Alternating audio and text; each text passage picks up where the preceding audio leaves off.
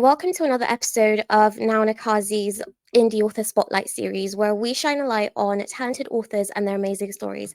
Today, I'm joined by Amelia Ives. So, how are you, Amelia? Good, how are you? I'm great, thanks. So, we're going to kick it off by asking you some questions about, your books and the stories that you write. So, can you explain a little bit about the Merrick Stones series?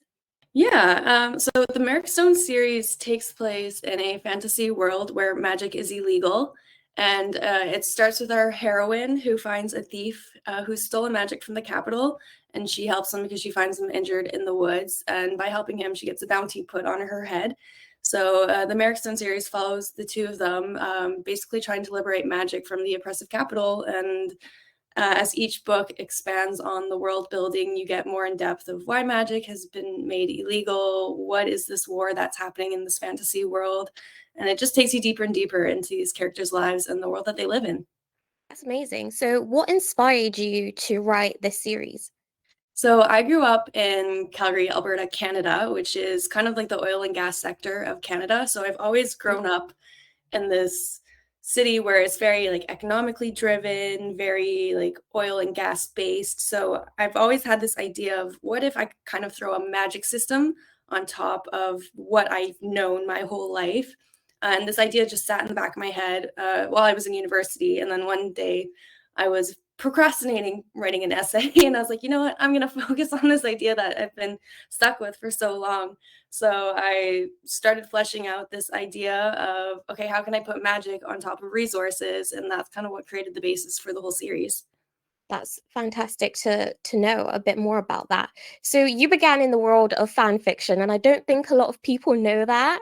So how did that help shape your writing style? Fan fiction is a very safe place to make mistakes in as a newbie writer. So you could go in, you could play with characters, plot, figure out what your writing style was. And the fan fiction readers are very gracious and they're very generous with their time and their criticism of like giving you the stepping stones to become a better writer. So it's just really about making those mistakes, feeling comfortable enough to make them and to learn from them and to get really good feedback on how you can improve with them. And you get to live in the fantasy worlds that you love so much. So it was just winning all around, basically. Like the fan fiction is my safe place for sure.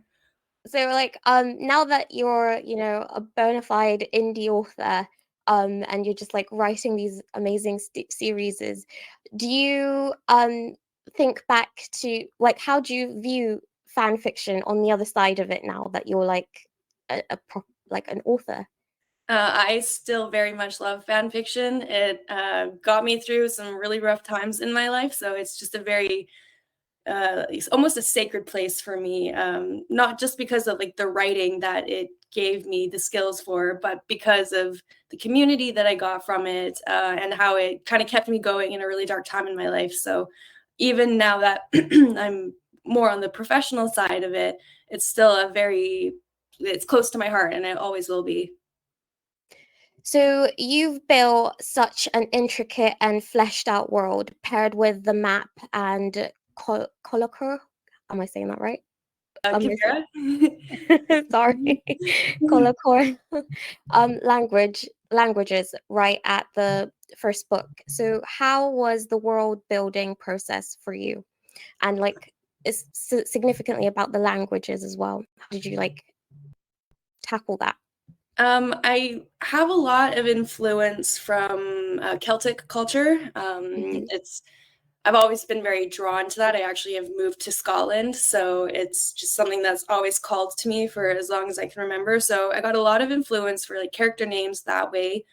A lot of it was kind of feeling the sense of the places, and like when it came to, I have a language in my book called Tavarian, and it was just finding like certain sounds that I really liked and then sticking with it to kind of create that pattern, as languages tend to have those patterns. So it was figuring out what style I wanted, what influences I wanted to take from my actual world around me, and merging the two to create the unique fantasy setting and the words that come from it. That's fantastic. So what kind of like world building tools did you find really helpful to keep track of those different languages and where they fit in the book and what characters are coming in? So the map was definitely the biggest factor in my world building, just having that physical setting to see where my characters were traversing through the story, because it's really easy to get lost in fantasy worlds of where your characters are. So once I had the setting location, then I could really start to build out the cities, which meant I could build out the culture, which meant I could build out the words that needed to build that culture within. So a lot of it was just having this massive Word document of all the different words and like their translations beside them to really keep me on track, because it's really easy to lose the fine details. So just having like that, essentially a Bible of your own world building was really the biggest thing to have once I had the map to situate myself in. Do you ever get find yourself getting lost in that map? As much I love looking at maps as much as I did creating them, and it was such a process to build that map because I've never done that before. So that was a skill I had to teach myself. And my poor sister, who she does like travel and tourism for her job, so I was like, help me, like please show me how to like make a map and what it looks like and what's proper. So she was very helpful in that. That's amazing. So in the Shadow Rebel, you let the audience learn more about the gods and magic system in depth. What were your inspirations behind these, and what was your thought process while making the system? So when I write, excuse me. So there's kind of two main schools of thoughts when it comes to writing. You have the plotters who are very intricate and they lay everything out before they even tackle the story. And then you have the pantsers who are the people who write by the seat of their pants. And I am very much a pantser. I like to just write and see where the story takes me. So when I initially started writing the first book, I didn't have a lot of world building. That was almost by design, because I find if I try to sit down and think of where exactly I want the story to go from the beginning, it almost hinders me and I miss out on opportunities. Whereas if I can just write, once I've created the threads from that initial spark of an idea, then it's easier to weave them and see where they go. So when it came to book 3 and having like the gods, that was very much something I explored as I was writing. And I like to think my secret talent is just having things come together in the end as if I had designed it all. Sorry, I'm getting over a little bit of a cold. It's okay. Excuse me. So when it came to the gods, things just kind of wove together so perfectly.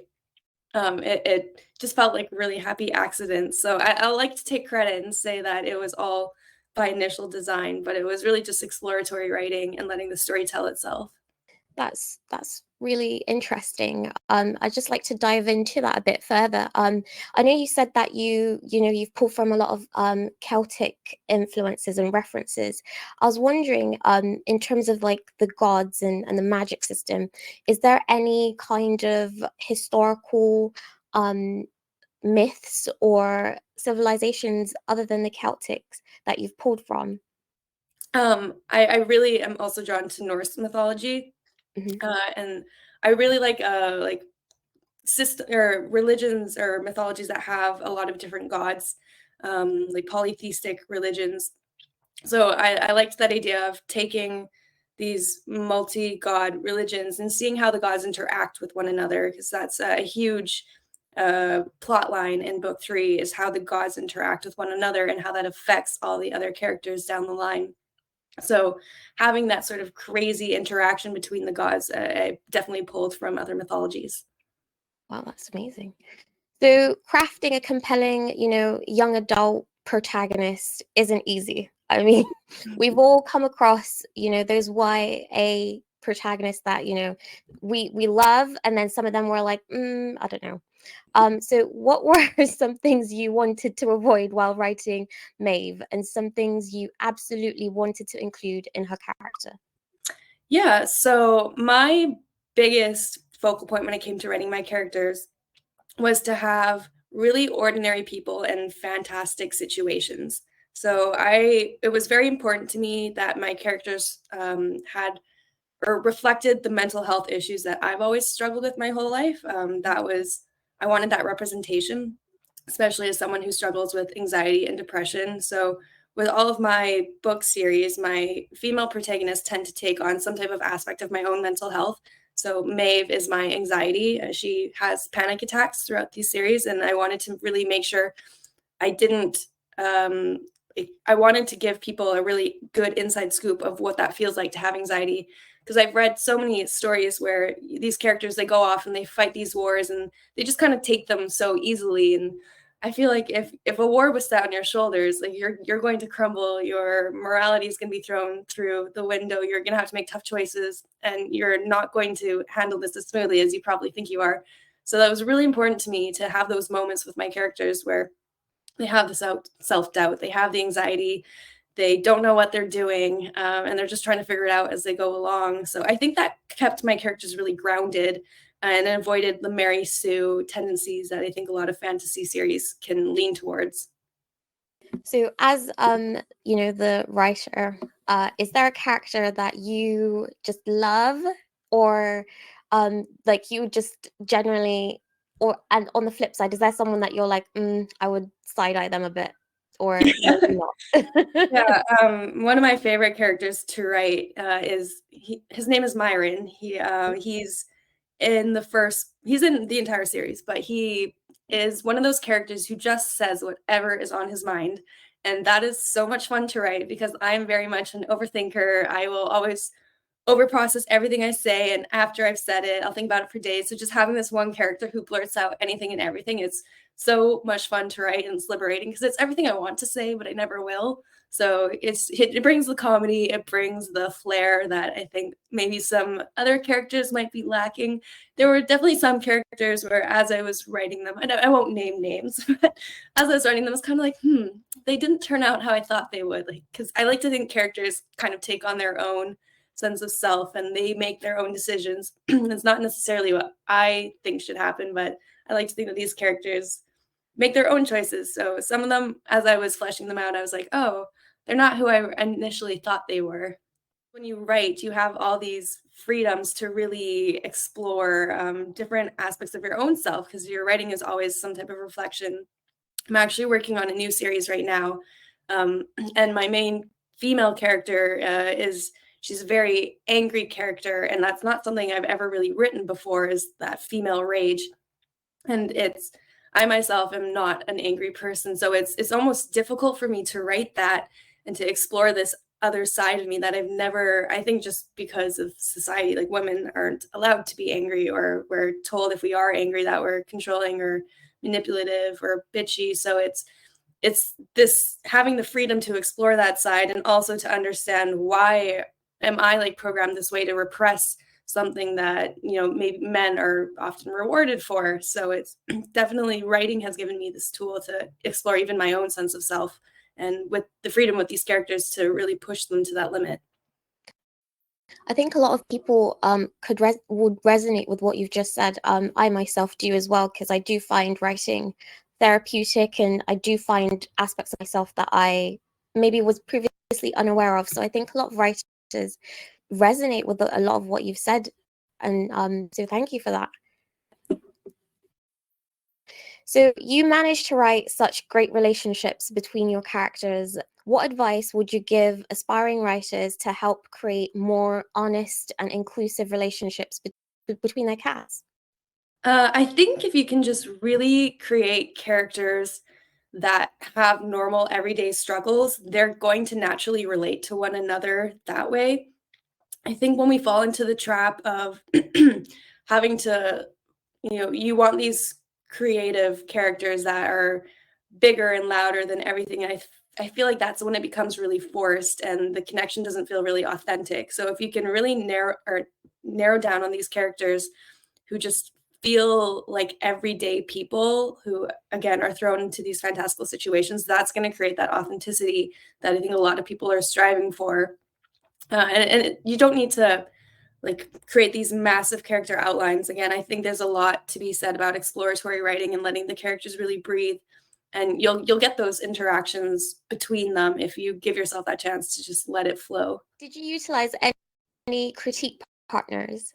Yeah, so I have a beta reader who is my lovely friend from back home. She has gone through this entire series. She's helped me with all of my world building. She's the one I dedicate every one of my books to, Nadine. It's kind of become a running joke that I dedicate every book to her in some weird way. So I think it's like, oh, she brought me soup once, like, thanks for the help, or she helped me out the mechanics.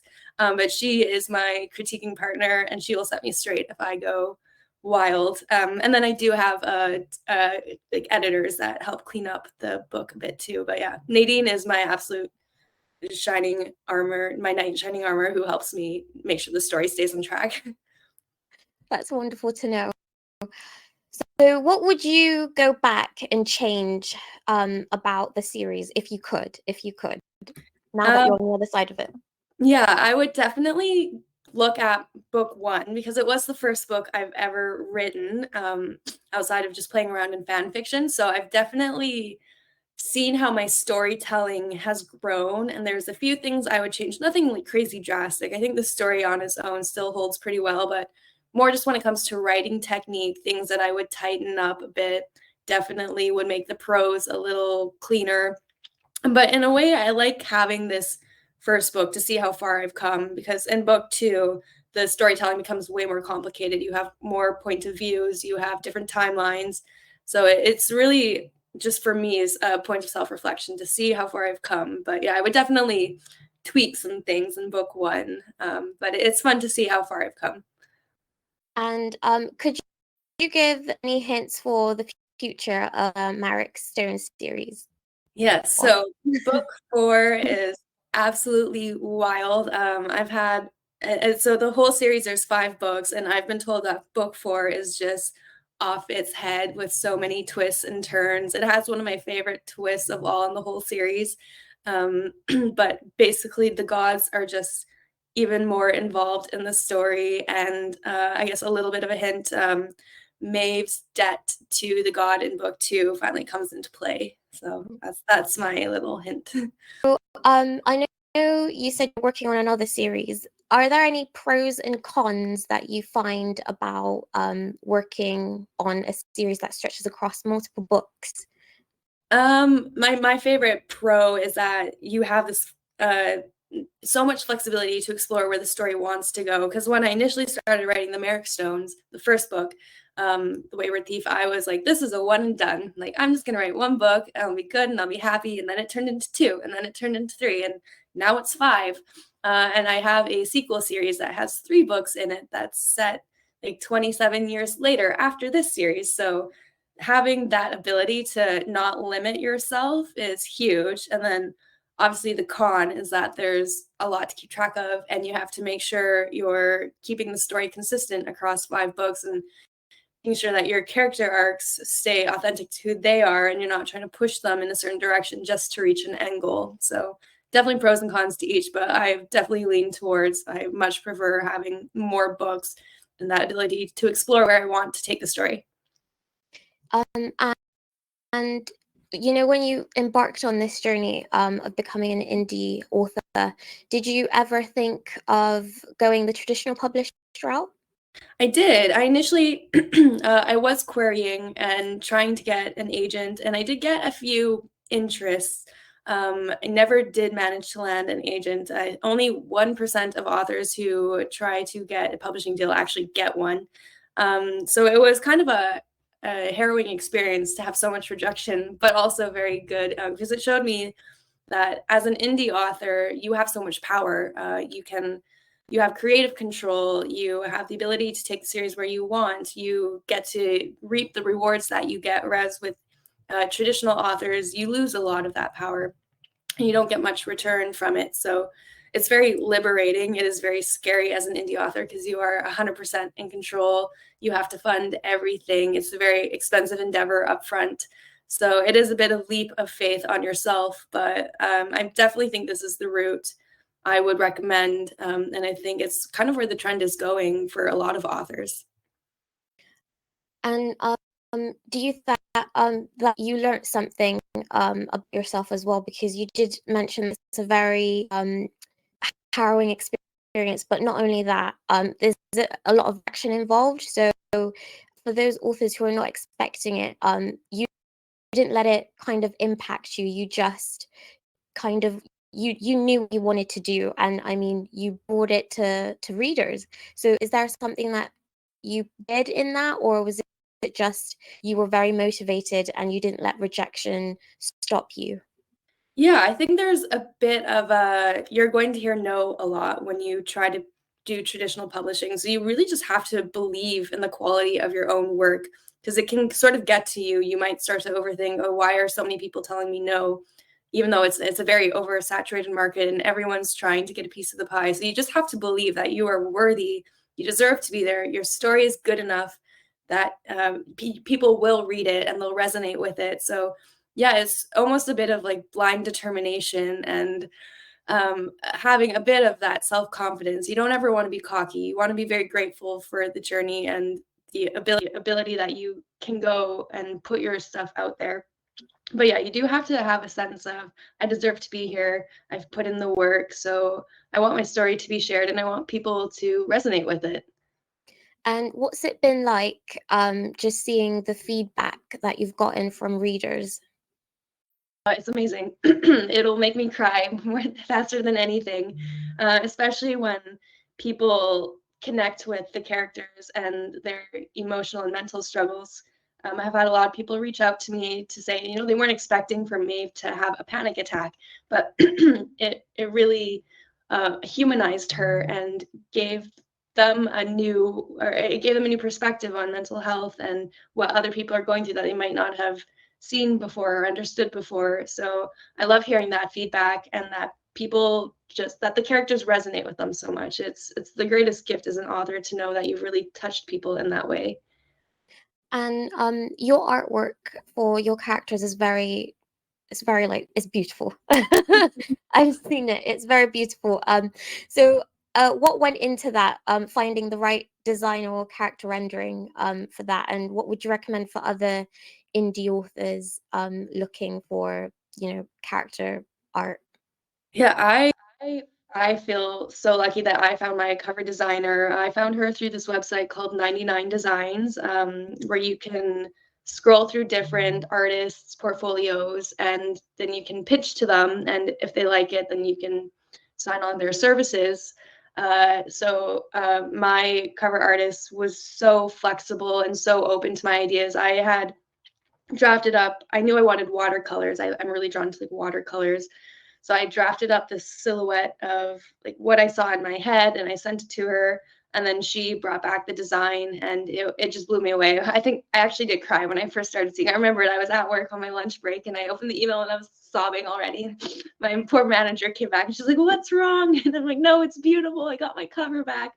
So yeah, and it's just being open to letting the designer take your ideas and make it professional looking because I think what I had in my head was like so dull compared to what my designer took it and turned it into. So I ground she walks on. She is absolutely the most talented designer I've worked with, and I can't wait to do more covers with her.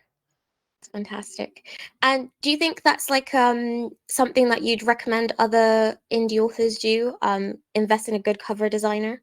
Yes, I think cover is one of your biggest selling points, and it's one of the things I stressed out over probably the most.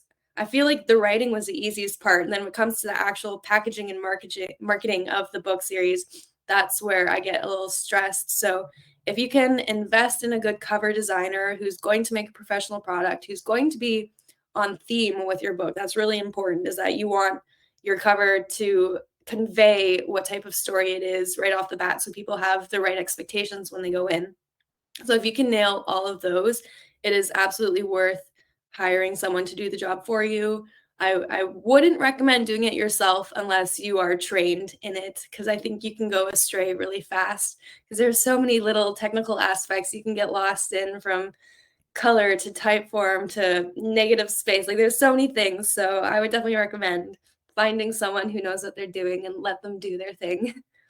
And I think it also gives you a bit of liberation as well, because as I wouldn't say like I'm a design oriented person, but I feel like you're never happy with something that design wise you would have done yourself. I don't know. That's Yeah, just me.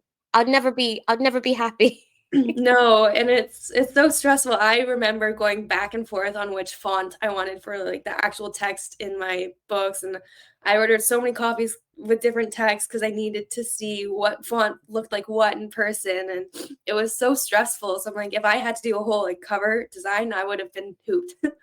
Yeah, same.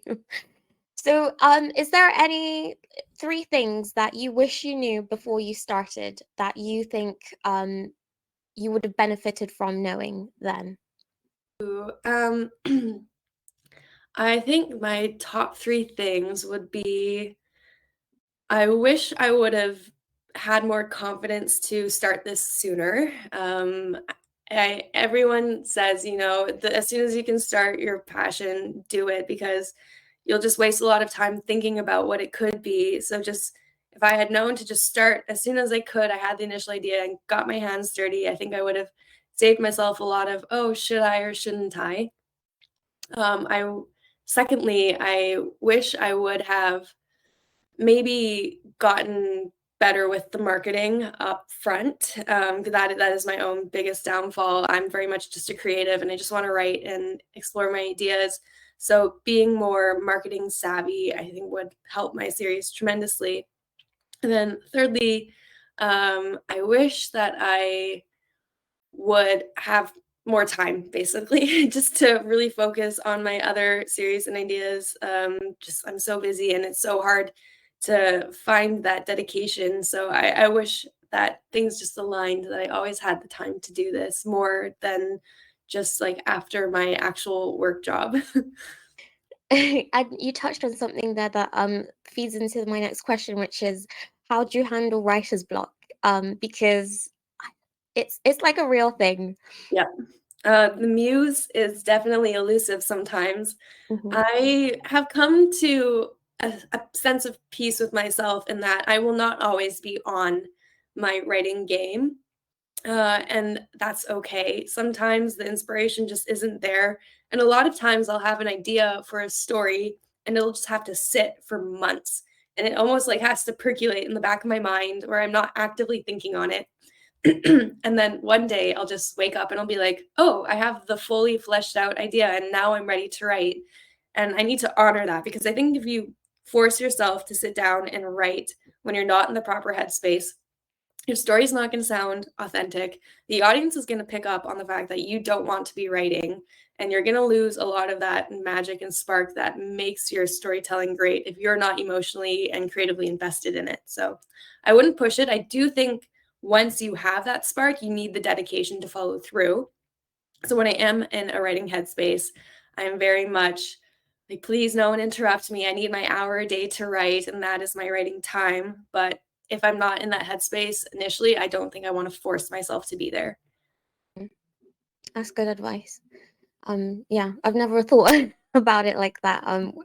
Uh, not forcing yourself to write. I just feel sometimes because you have like you put deadlines and you've got you want you have a publishing date in mind and then you're like, oh my gosh, I'm behind, and you feel like you're obligated to write, and you're right, you lose the magic, the passion for it, and it becomes Mhm. very drab, I Yeah, guess. it's almost like robotic. And I find with indie publishing, usually your audience is pretty gracious about like if you need to push back a deadline or if something didn't work out, like they understand that you are a person and you're a one person show. Obviously you hire out, but for the most part you are just working by yourself. So I think people are pretty understanding if you need that extra time and you ask for it nicely. And a lot of indie authors have faced some of their work being, leaked online, like on websites that they didn't intend them to be on, and it's really impacted. First of all, their marketing. If you never intended for your work to be on a website, for free, or it's being used in a way that you never intended it to be. What advice do you have for indie authors to not only avoid that but combat it as well, or how to deal with it after the fact? Luckily, I've never had to deal with this problem, but it is always in the back of my mind. I've heard of a lot of authors who've been held hostage with reviews. People will just review bomb on Goodreads or Amazon, and then these reviewers will say, we'll take them down if you pay us X amount of money. Or so I'm very aware of it. And I think maybe I've been lucky. I'm not big enough to fail at this point. Like, no one's really coming for me. So I'm just crossing my fingers that I don't have to deal with this problem. And I think if it ever did occur to me, I would like to think that I have a good enough head on my shoulders that I don't overreact. I take it by stride and I deal with it as quickly and as sensibly as I can. So I wish I had better advice, but I've luckily never had to deal with it. So I don't quite have this is what you should do in this moment. If it happens, hopefully someone will tell me what to do. It's okay. Yeah, because we all have different experiences within publishing, but it's great to know and find out what other people's experiences have been, and it's great that your experiences haven't been that, which is fantastic. So you're working on another series, as you've mentioned. So is there anything outside this universe that you're going to, we can expect from you in the future? So I have a few different series on the go right now. I have the two in the Merrick Stone world. And then my third series, it's actually a dark fantasy series set in the UK.